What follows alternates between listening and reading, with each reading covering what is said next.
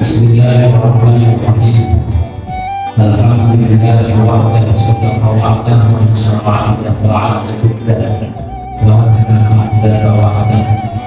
Allahumma shalli wa sallim wa barik ala sayyidina Muhammadin sallallahu syafa'ah wa ala alihi wa ashabihi wa man tabi'ahum bi ihsan ila yaumil qiyamah. Yang saya hormati, saya berserta Ibu Bapak dan saya bertanya tidak bercerita dan juga sekaligus ketua dan penguatan persatuan kantornya agama Kabupaten Kusumo. Yang saya hormati para Ibu Kasih yang hadir, Ibu Kasuba, Ibu Kasih Pema, Ibu Kasih Dinas, Ibu Kasih Kais, Ibu Kasih dan juga penyelenggara zakat wakaf hadir bersama kita dan seluruh pengurus dan wanita persatuan dengan agama dan saya hormati serta seluruh pengurus dan wanita baik yang madrasah negeri di kawasan seluruhnya para hadirin dan undangan yang saya hormati. Saya mohon maaf atas keterlambatan yang saya lakukan karena hari ini ada 3 acara bagi seluruh. Pertama, kami nanti ke pembekalan akreditasi daerah, habis itu geser ke alat pesan dan keamanan. Kemudian yang ketiga, hadir. Saya tidak tahu ini mau ngomong apa, pokoknya sebenarnya nanti bakal. Bapak Ibu yang saya hormati, alhamdulillah bersyukur kepada Allah Subhanahu wa taala. Akhirnya serta dengan yang semakin di tempat ini dalam keadaan sehat walafiat. Semoga selalu sehat dan keluarganya semakin sakinah untuk menjadi soleh-solehah. Yang kedua, salawat dan salam tetap kita haturkan kepada junjungan kita Nabi Muhammad sallallahu alaihi wasallam. Para ibu-ibu fotokopiannya ibu kami yang saya hormati, karena ini semuanya pakai kebaya dengan fotokopiannya ibu kami. Satu hal yang kita ingat dari ibu kami, bahwa selain yang digambarkan di berbagai buku terbitlah, tapi sebelah terbitlah perang, tapi jangan dilakukan. Ada satu hal yang itu di luar kata sejarah maka Ibu Kartini itu merupakan seorang santrinya Kiai Haji Soleh-Daran Jepara yang akhirnya terkenal. Ketika Kiai Soleh-Daran itu presentasi acara memberikan monitor di Pendopo Jepara, beliau menjelaskan tafsir surat Al-Fatihah. Beliau sangat tertarik dengan penjelasan Kiai Haji Soleh-Daran. Akhirnya beliau memohon kepada Kiai Soleh-Daran untuk menulis tafsir Al-Quran. Karena ibu kami ingin belajar tafsir Al-Quran kepada beliau dan juga tentu kepada ibu yang lain. Akhirnya Kiai Soleh-Daran menulis kitab saya Al-Quran sampai juz 13 beliau. Makanya itu habis gelap terbitlah terang. Itu sebenarnya terinspirasi dari minat hulumani yang dalam bahasa yang beda, habis gelap terbitlah terang. Sebenarnya inspirasinya dari Al-Quran, kalimat minahul mali dari kegelapan menuju sesuatu yang terang. Ini yang mau saya kutip. Saya tidak akan memetik bahwa ibu bagi ini adalah istri ibu wadah saja lagi. Karena ini pasti satu penjelasan yang tidak diinginkan oleh wanita. Bapak Ibu yang saya hormati, artinya apa? Bahwa ruh religiusitas dalam berdirinya hidup ini itu luar biasa. Dan demonstrasi beliau itu terinspirasi bagaimana Islam membangkitkan martabat kaum perempuan. Dulu semasa jahiliyah kaum perempuan itu bukan hanya tidak punya hak dan martabat, tidak punya harga diri. Dulu semasa jahiliyah kalau ada laki-laki punya istri 10, nambah lagi menjadi 20, nambah lagi menjadi 40, itu biasa ibu-ibu sekalian. Nah ini saya menjelaskan. Ketika dia wafat, maka 40 istrinya diwariskan ke anaknya tanpa persetujuan istri-istri yang 40 orang. Otomatis jadi bina anaknya. Kalau bina mati sepak bola bina otomatis. Ini saya contoh saja. Nah, oleh karena itu Bapak Ibu sekalian, artinya apa? Ini kalau bicara begini, poligami di zaman dahulu itu merupakan pembatasan dari seluruh orang-orang yang punya istri yang banyak, dibatasi menjadi 4. Fakir mau ada tuh minan bisa mana berbulan berbulan. Fakir itu adalah itu bagaimana? Itu pembatasan, bukan penambahan. Ini kalau orang saya katakan makanya kemudian kalau ibu-ibu jangan bilang gimana sih Islam kok mengharapkan poligami. Apa tidak memahami rasa seorang wanita yang tidak pernah poligami? Ini sampai salah memahami itu. Jadi dipahami asbab maksudnya apa? Itu adalah pembatasan dari puluhan istri, puluhan istri yang dimiliki oleh seorang laki-laki di zaman itu sudah membudaya bahkan mewariskan kepada dibatasi menjadi 4. Itu pun kalau berani wajib umum sampai tahu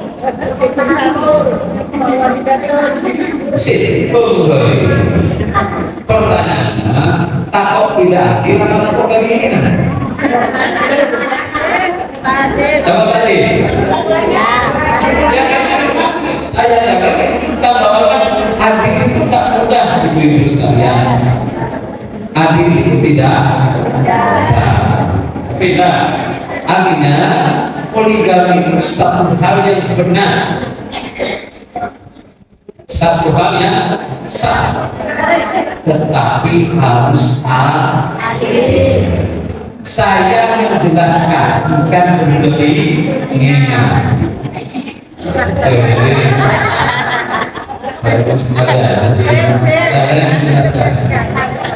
Nah, kalau saya menolak poligami ini kan ada, tetapi saya tidak mempraktekkan. Baik itu yang saya katakan. Maka dari situlah perlukan ini harus ada dari diri kita. Beliau itu orang pintar, orang alim, paham banyak keilmuan dari situasi yang tidak kondusif untuk pengembangan keilmuan. Luar biasa. Maka oleh karena itu pakaian kebaya ini sebagai zahiriyah dari kata ini bagaimana juga diinternalisasikan di dalam diri kita. Semangat ibu ini ada di dalam diri kita. Semangat apa? Semangat emansipasi. Emansipasi yang mana? Emansipasi yang di situ berorientasi pada peningkatan kualitas dan kemampuan ibu-ibu sebagai seorang. Bukan kemudian menuntut hal yang sama dan di dalam keluarga misalnya. Apa kemudian kalau sama-sama misalnya bahwa kalau bapak pulang saya juga keluar, itu masyarakat. Ini tidak boleh. Makanya saya tegaskan, ibu-ibu boleh bekerja di wilayah masjid, tapi jangan lupa doa rezeki. Tidak sama penyayangan laki-laki dan suami. Jadi dalam bagi sebuah perempuan kalau sama-sama muda berpengalaman menjadi ibu rumah tangga, siapa yang melecehkan sebagai ibu rumah tangga? Itu tugas mulia, tugas luar biasa, mencetak kader-kader penting generasi masa depan bangsa. Akan mencetak calon-calon dokter di masa depan nantinya. Kalau ibunya tidak berperan sebagai anak besar, pula rusak anak-anaknya. Betul lah?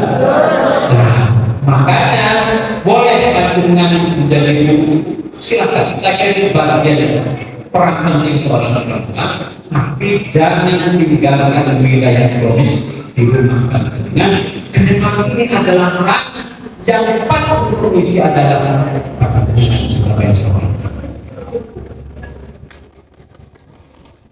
Bulan dulu sekalian, saya tidak marah istri saya tidak ada, tapi uang domestik ini jangan kosong. Kalau kosong korbannya siapa? Inilah tentang kaitannya dengan Kartini, sehingga bagaimana semangat Kartini itu kita betul-betul semangat mati. Jangan asalnya mengamalkan takut berkaitan dengan sama selama ini biasanya mohon maaf selalu berani sama suaminya minafuluma dan habis kita saya semakin saya itu namanya semangat ini semangat habis kita terkena semangat minafuluma. Biasanya sama keamanan kurang pelayanan, kurang optimal terhadap suaminya, khidmat terhadap suaminya, besok semakin optimal. Inilah sekali lagi yang dulu nanti bila nanti setelah berbilang bukan hanya dalam keluarga, tak pakai apa musuh datang dengan musuh kalian bina dulu nanti dan takut apa musuh. Karena substansi maksudnya ada dua halal bihalal. Kalau saya boleh memaknai ada tiga hal. Saya ingin mengutip hadis. Apa itu? Ada satu hadis. Hadis pendek di dalam kitab Al-Jami' As-Shaghir. Kitab yang saya mengaji sekitar ketika masih madrasah tahun 95-98. Ada satu hadis pendek yang saya katakan al-faqru fi an-tasfira mimman qata'aka wa tuqi man haramaka wa ta'fu amman dhalam. Ada satu amaliyah keutamaan yang luar biasa. Apa? Ada yang satu keutamaan itu ada di tiga hal. Pertama yang tiga hal itu al-tasfira man qata'aka. Panjenengan ngasokan kami nyambung silaturahim, nampung sadayana, membangun relasi yang baik pada orang yang tidak suka sehingga hubungan silaturahmi sampean. Dan ini hal yang sangat berat. Sampean melegakan hatinya, membuka pikirannya semuanya, melepaskan egonya, apa? Makhluk. Sebenarnya makhluk bersama. Jadi bisa semuanya. Sampai nak berbuat sholat saja. Emangnya ada apa saja tadi?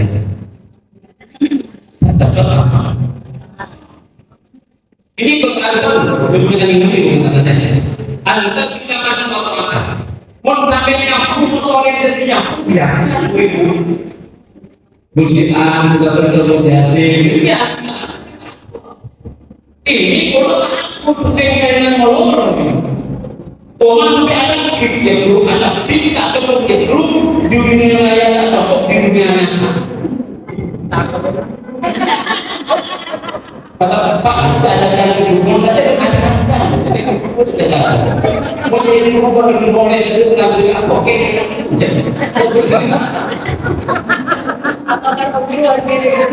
Mari kita mengare sampai dinas dengan rumah sudah. Lalu aman satu orang. Nyambung silaturahim sama orang situ. Bendikna engkau berbentuk ya, lalu saya ada yang putus. Tahu saya kalau sampai mau nyambung silaturahim sama orang yang seperti itu. Artinya apa? Kita mampu menumbuhkan ego kita. Dengan apa? Terus nyambung silaturahim. Yang kedua adalah al-mu'tiyah wal-mu'tiyah man'am. Suka memberi pada orang yang kita tidak diberi. Orang yang diberi pas orang yang beri ini kan disuruh bisa. Orang yang diberi orang bisa katakan ada.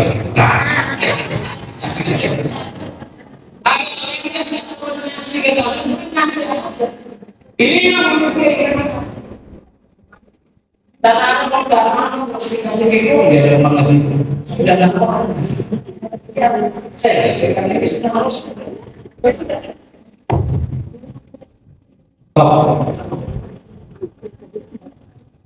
beda dong mama akan ada di sini saudara ini ada dalam manusia tapi kita bisa kalian bisa juga menolak benar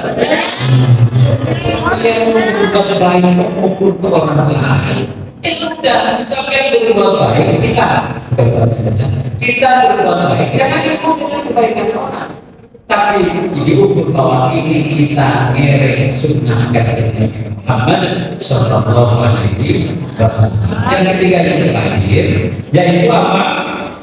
Wa ta'fu amma zalam. Sampai yang memaafkan orang yang zalim.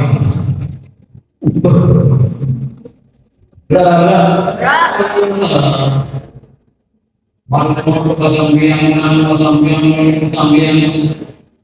bertahun-tahun berdua asal apa kemudian biar kita mampu sampai memaafkan. Insya Allah ibu dan wanita itu bisa melakukan tidak bisa. Motivasi ke sampean bisa. Insya Allah. Karena apa? Bukan seorang begitu dalam yang susah menyembuhkan. Nah ini oleh saya mau memaafkan, karena memaafkan itu bukan sekedar biasa, tapi yang kedua ini kita menurunkan ego kita, menurunkan semuanya. Dan itu penting kita lakukan pada Idul Fitri. Makanya ditradisikan ketika Idul Fitri main di sana, main di sini, jalan karena tak terobok main ada ibadah halal. Ketemu sama orang di musuhan beberapa sekolah di sana sehingga betul-betul dosa kepada Allah Subhanahu wa taala diampuni dengan apa? Puasa Ramadan kita. Ramadan ghufira lahu ma taqaddama min dhanbihi. Barang siapa yang beribadah di bulan Ramadan atau Ramadan, dosanya yang lalu diampuni oleh Allah Subhanahu wa taala. Kepada Allah, kepada manusia, supaya diampuni apa? Dalam kepada istighfar. Caranya gimana? Sabar. Entah lewat WA atau langsung, sepenting ada langsung. Mau tak iblis bisa tidak maaf, kami tetap ada WA. Saya tidak negatif. Untuk orangnya permohonan maaf.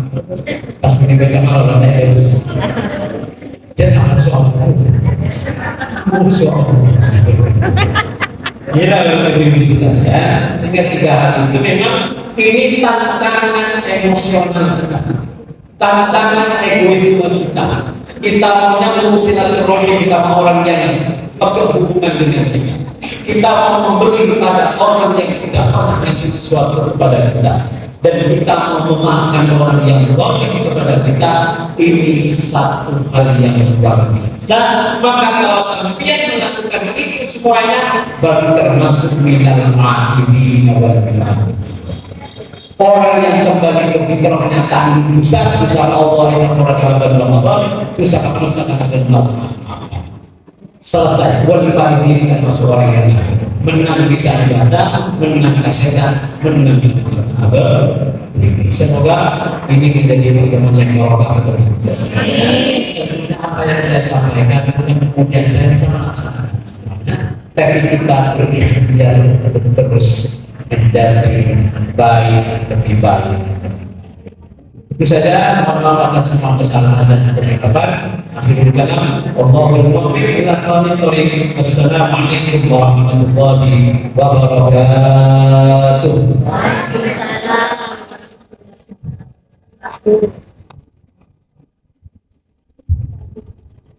Terima kasih kami sampaikan